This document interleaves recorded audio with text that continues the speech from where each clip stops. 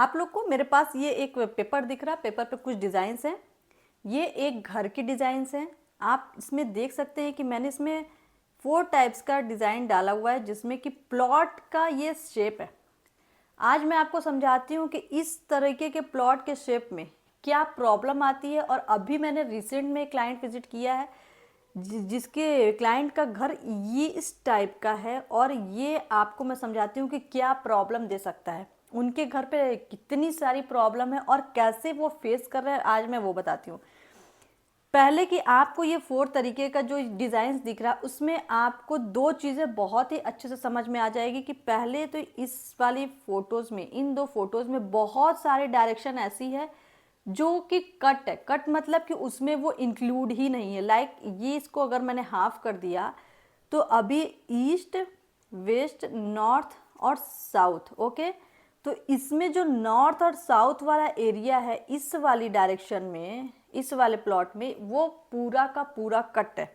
और इसमें आपका, आप देखेंगे तो ये वाली जो डायरेक्शन है, जो कि साउथ वेस्ट और साउथ की डायरेक्शन है, ये पूरी कट आ रही है। पहले तो कट का मतलब समझते हैं। जो भी डायरेक्शन आपकी आपके प्लॉट से कट हो जाएगी, उसका एट्रीब्यूट्स आपकी लाइफ से चला जाएगा। लाइक कि अगर इसमें ये साउथ का एरिया नहीं है और साउथ वेस्ट नहीं है, और प्रॉपर आप मान लीजिए इसमें वेस्ट भी नहीं है क्योंकि वेस्ट का एरिया भी कट है, तो आप कोई भी काम कर रहे हैं, आपको पहले तो पैसे की इनकम बहुत ही रेयर है कि हो सकती है, क्योंकि वेस्ट पूरा आपका कटा हुआ है, सेविंग नहीं है, पैसा नहीं है। सेकंड कि अगर आप कोई ऐसा काम कर रहे हैं जिसमें कि आप नेम और फेम चाहते हैं, पॉसिबिलिटी ज़ीरो है, क्योंकि आपका पूरा का पूरा साउथ एरिया कट हो चुका है। इसलिए जब भी आप कॉर्नर का हाउस लीजिए, पहले तो हम कॉर्नर के हाउस के लिए हमेशा मना करते हैं कि कॉर्नर का हाउस अच्छा नहीं होता। बट अगर आप कॉर्नर का हाउस ले रहे हैं तो उसमें हमेशा पहले तो फर्स्ट मेक श्योर करिए कि आपका ये मेजरमेंट प्रॉपर आना चाहिए, कि आपको पूरी डायरेक्शन प्रॉपर मिले। लाइक दिस, अभी इसमें ईस्ट, वेस्ट, नॉर्थ और साउथ, ये आपको यहाँ से अगर मैं सेंटर लूँ तो 16 डायरेक्शन प्रॉपर आपकी मार्क हो जाएगी। अगर इसमें भी मार्क नहीं हो रही, मतलब कुछ एरिया कट है, तो आप कुछ ऐसे एरिया को डालिए जिसकी की रिक्वायरमेंट बहुत कम हो। बहुत ही ज़्यादा सोच समझ के आपको घर लेना है, नहीं तो लाइफ टाइम प्रॉब्लम आप फेस कर सकते हैं। साउथ कट होने का मतलब आपको कभी भी नेम और फेम नहीं आएगा। वेस्ट कट होने का मतलब पैसे की प्रॉब्लम आपको लाइफ टाइम रहेगी, सेविंग्स कभी नहीं कर सकते, बहुत अच्छी इनकम आप कभी नहीं ला सकते।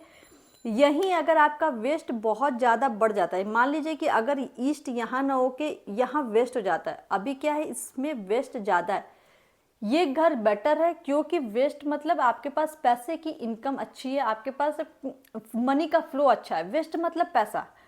तो इस वाले घर में अगर आपका वेस्ट अच्छा है, देन एक बार रिकमेंड किया जा सकता है कि आप इस घर को लीजिए। बट हम कभी भी नहीं बोलते कि आप इतनी सारी डायरेक्शन को कट करके घर लीजिए।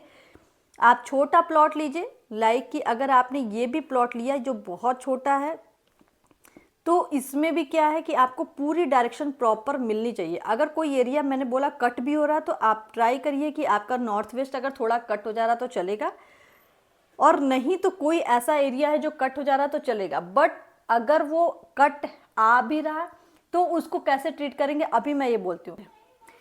पॉसिबिलिटी बहुत कम हो जाती है। अगर घर इस टाइप का है, यहाँ से कट है, यहाँ से कट है, या इस टाइप का घर है प्रॉपर, अगर रेक्टेंगल है, देन हम बोल सकते हैं, क्योंकि इसमें ईस्ट, वेस्ट, नॉर्थ, साउथ आपको प्रॉपर दिखेगा। ओके कि साउथ वेस्ट इधर है, सॉरी साउथ वेस्ट इधर है, साउथ ईस्ट इधर है, ये हम बोल सकते हैं टेंटेटिव। लेकिन अगर आपका ये एरिया कट हो जा रहा,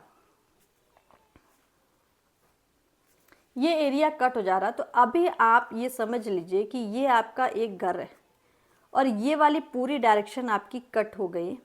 तो इसमें क्या हुआ, ईस्ट, वेस्ट। अब ये नॉर्थ का एरिया आपका किधर आएगा ये हम भी नहीं बता सकते जब तक हम पूरा प्रॉपर मेजरमेंट लेके उस पर प्लान रेडी ना करें, यानी चार्ट रेडी ना करें। नॉर्थ और साउथ, अब इसमें ये सेंटर आएगा। आप इसको देखिए, यहाँ ईस्ट तो प्रॉपर आ रहा, और अगर ये साउथ देखे तो भी ये साउथ प्रॉपर आ रहा है, बट इसमें नॉर्थ में 4 डायरेक्शन आएगी, और नॉर्थ की 4 डायरेक्शन में नॉर्थ कितना आ रहा, नॉर्थ नॉर्थ ईस्ट कितना आ रहा, नॉर्थ नॉर्थ वेस्ट कितना आ रहा, ये सारी चीज़ें देखते देखते आपका ये वाला वेस्ट वाला एरिया ज़ीरो हो जाएगा, जहाँ से कि पैसे की प्रॉब्लम स्टार्ट हो जाएगी, और साउथ वेस्ट आपका बहुत ज़्यादा हो जाएगा। ठीक है, अब इसमें बिना मेजरमेंट लिए, बिना प्लान रेडी किए यानी चार्ट रेडी किए हम वास्तु करेंगे तो हम सिर्फ एक फॉर्मेलिटीज करके आते हैं जो कि क्लाइंट के सेटिस्फेक्शन के लिए होता है, जिसपे मैं काम बिल्कुल नहीं करती। अगर इस तरीके का मैं प्रॉपर मना करूंगी कि मैं विजिट मैंने किया बट मैं प्रॉपर कंसल्टेशन इस पे नहीं दे सकती, क्योंकि ये आपको फ्यूचर में प्रॉब्लम क्रिएट करेगा। अगर इस तरीके का घर है देन हम बोल सकते हैं, क्योंकि इसमें प्रॉपर आपको ये मेजरमेंट दिख रहा, बट जहाँ भी एरिया कट है वहाँ आपको प्रॉब्लम डेफिनेटली आने वाली है। जिस एरिया को आपने देख लिया ये कट है, वो प्रॉब्लम आपको लाइफ टाइम आएगी। उसको कैसे बैलेंस करते हैं, फिर उसको बार चार्ट के हिसाब से बैलेंस करते हैं, जो कि हम बार चार्ट बनाते हैं।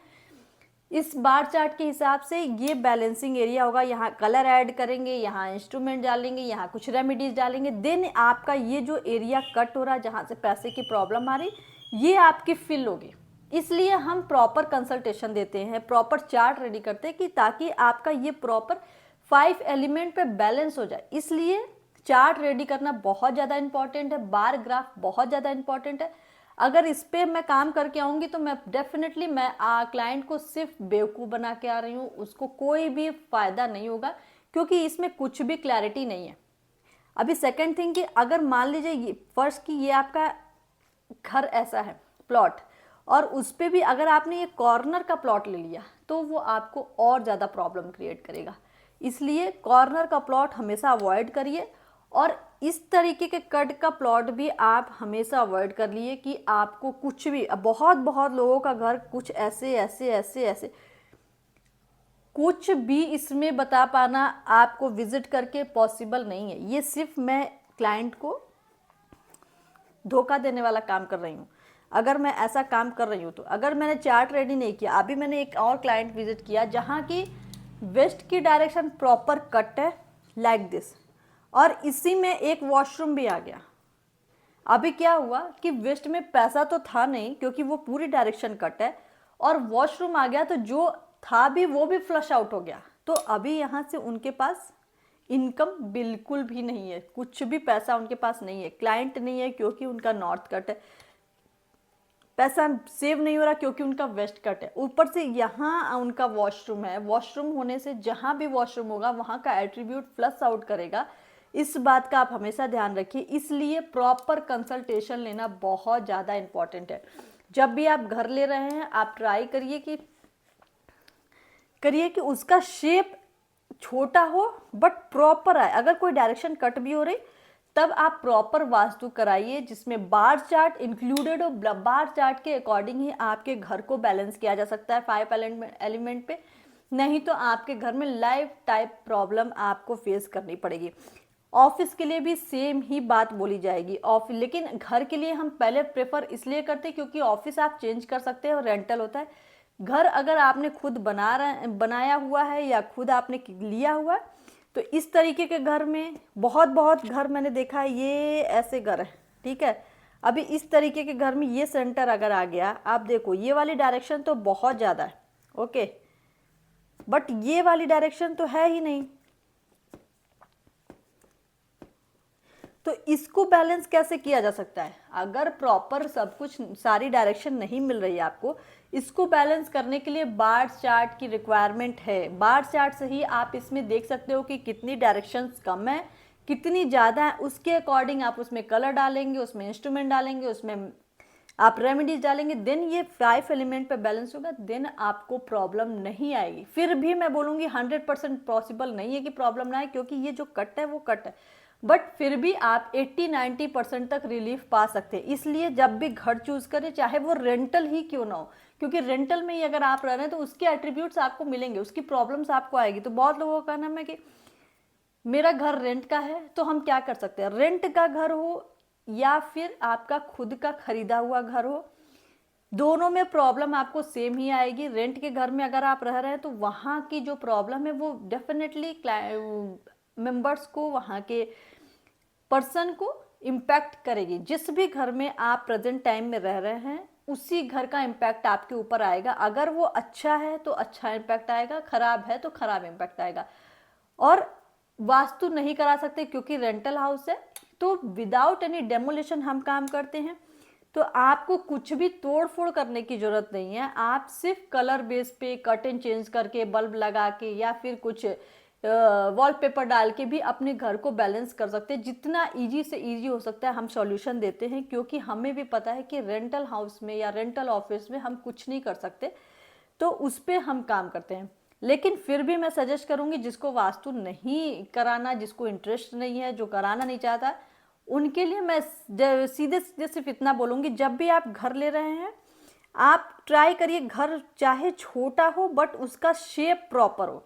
इस तरीके के घर में आपको प्रॉब्लम बहुत कम आएगी। वो फिर उस पर आएगी कि किचन किधर है, वॉशरूम किधर है, बेडरूम किधर है, वो सारी चीज़ें प्रॉब्लम दे सकती हैं। बट क्या प्रॉब्लम नहीं देगी आपको, 5 एलिमेंट्स की जो प्रॉब्लम है, जो पंच तत्व होते हैं, वो आपके ऑलमोस्ट बैलेंस हो गया। कलर ठीक है तो अगर आपने ऑफ वाइट कलर डाल दिया या लाइट कलर डाल दिया, कलर ओके है, तो आपको सिर्फ इसकी प्रॉब्लम आएगी जो कि आप मे बी कि झेल लीजिए।